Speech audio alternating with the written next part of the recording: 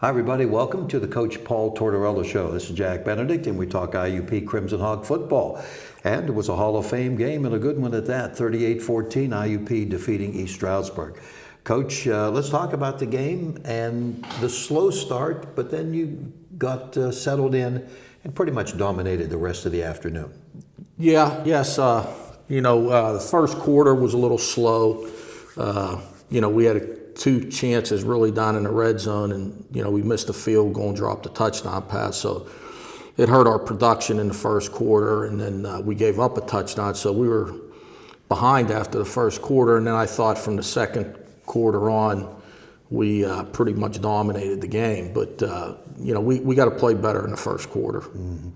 A lot of coaches will say, and many football people say, that you improve. Team tries to improve from week 1 to week 2. What did you see? You see some improvement there? Yes, I thought we definitely improved in a lot of different areas. We looked at 3 or 4 things that we didn't do real well against Ashland and made it a point to improve in those areas. And I think in all the areas that we kind of highlighted, the one we talked about especially was third down. And they were 1 for 11, I think, on third down, and we were, 8 for 12, or we were really good too on third down. So that was one area we talked about. Our kickoff coverage, was really good this week, and it wasn't in the first week of the season. So, certain areas that we wanted to improve on, we thought we did. I know you had told us on the post-game show that you wanted to limit their really good receiver, Tim Wilson.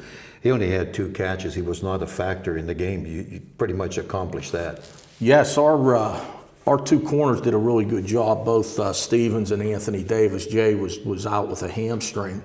And we did give him a little bit of help, and what caused a little bit of a problem in stopping the run, softening the box up a little bit. But, we didn't want – he's a guy that scores a lot of touchdowns for him. He won't catch 10 balls in a game, but he'll catch 5, and 2 or 3 of them will be touchdown passes.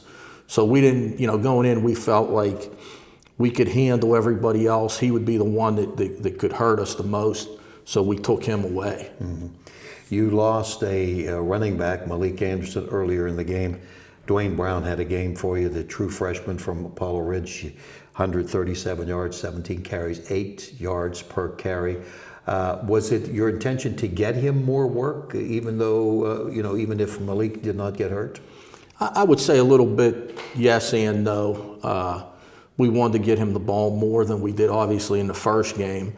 And then, when Malik went out, that brought Dwayne into the mix a little bit more, and then we played Justice Evans also. Mm-hmm. So it kind of just, the pecking order, moved up a spot when he went down, and thought Dwayne did a really good job, and Justice did a good job too. What was the final analysis, or what do we know about Malik's injury? He has a thigh bruise and a thumb. It happened on the same play. He was carrying the ball, and I guess he was down by his hip, and he took a shot. But he should be able to play this week. He might miss a few days of practice. But, I think, it's nothing that's going to be a problem long range. All in all, you had really good numbers. Lenny was Lenny. he was just in control, 15 for 20, 283 yards, 2 touchdowns, and he made some smart moves too, didn't he? Where maybe last year he would have taken a hit. This year he didn't do that. Yeah, he's come a long way in regards just to understanding the offense and take what the defense gives him. He actually had 2 drops, so he would have been 17 for 20. And then a couple times he took off and ran and made first downs on third down when everything was covered. So he was really efficient, played very well. Threw a couple passes that were, spot on. The long touchdown to Don McNeil was a great throw, great catch, and a great run after the catch. So, and I thought our offensive line did a great job in protection. He was sacked once there later in the game on a blitz where Dwayne actually was at running back and he didn't pick it up. It should have been picked up. But other than that, and I think one other throw, he had to hurry on third down in the red zone before we ran the fake punt. He took a hit. But other than that, he was pretty clean. We've talked about the depth that you have at receiver. And Don McNeil had 5 catches, so did Alan Wright. They each had a touchdown. I mean, you could go right down the list. They could probably share each game who might be a star in a particular game. I'm sure Lenny enjoys this a lot because he's got a lot of weapons out there. Yeah, I mean, it's tough for a defense. Like we, paid particular attention to Wilson for East Stroudsburg. The teams that we play defensively, they cannot really tilt their coverage to anybody. Not only we have our guys inside with Dom and Allen, and then obviously Walt when he's healthy, and then outside we have JoJo and Swaneek and Colby Hughes and Devin Altland, and we could go on and on out there. So the thing that's good is with the depth, those guys do a lot of running, and they can't play 70 plays a game. So most of them are playing about 35 to 40 plays a game, which down the road that'll reap benefits for us. Yeah, and you mentioned not playing. Walt hasn't been able to play yet, and Chris Wiesner too. There's another guy who really adds to the mix. Yeah, I didn't think of. I forgot about Woos. Yeah, he's getting a little better. He's been running. I think he may be ready for Edinburgh. Walt may be a little bit later. So we will be getting those 2 guys back here eventually.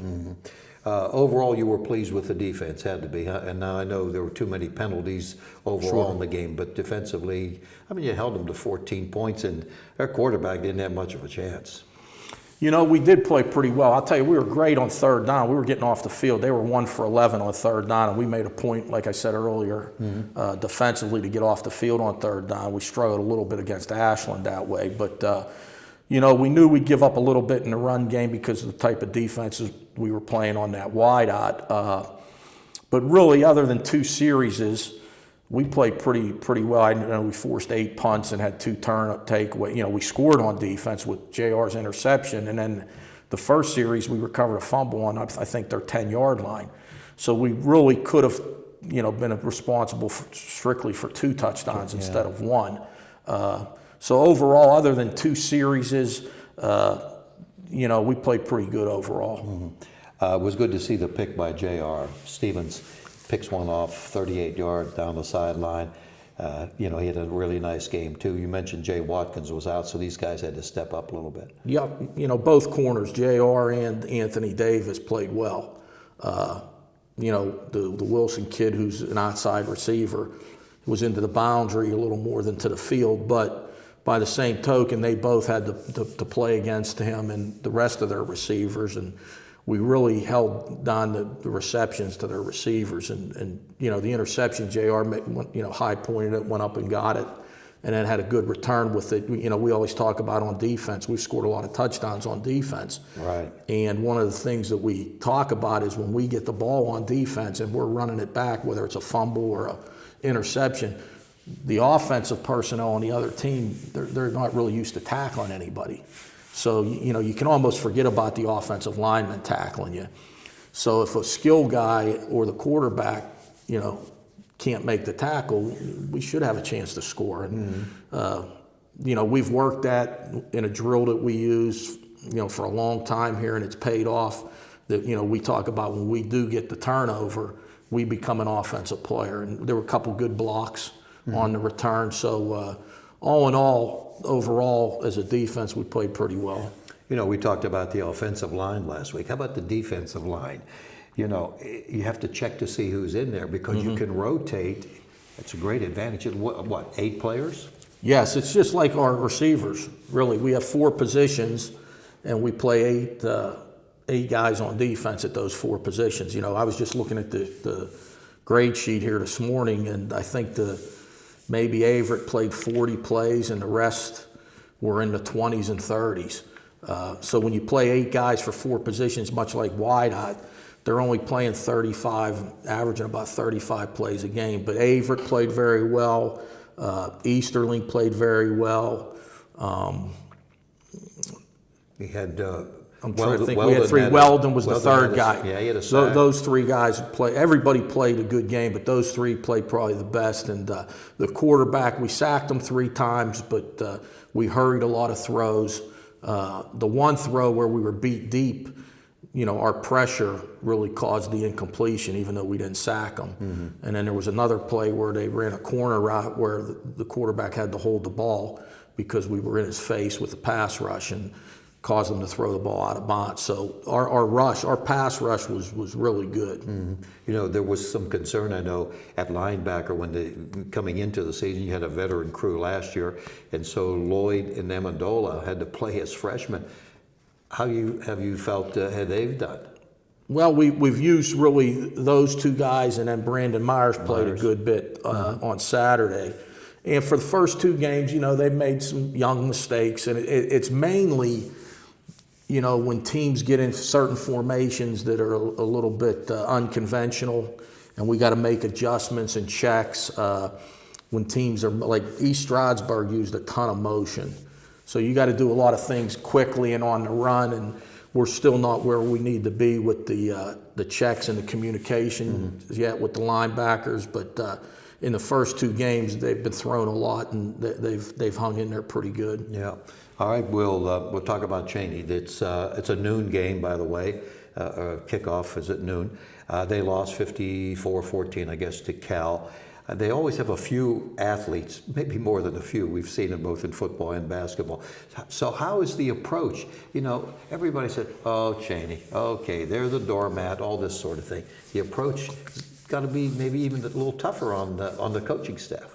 Right, and one of the things that we always talk about is, it's more about us than who we're playing.